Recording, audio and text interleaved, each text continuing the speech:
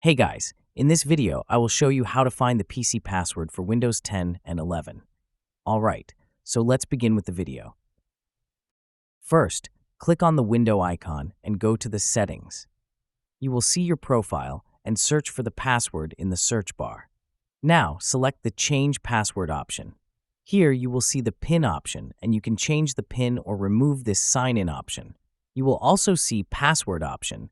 Click on the password option given below and change the password. At this point, it will ask you to give your current password.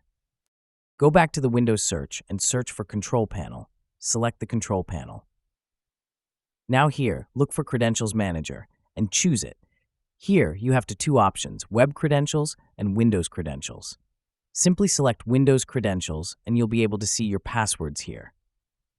So that's basically how you can find the PC password for Windows 10 and 11.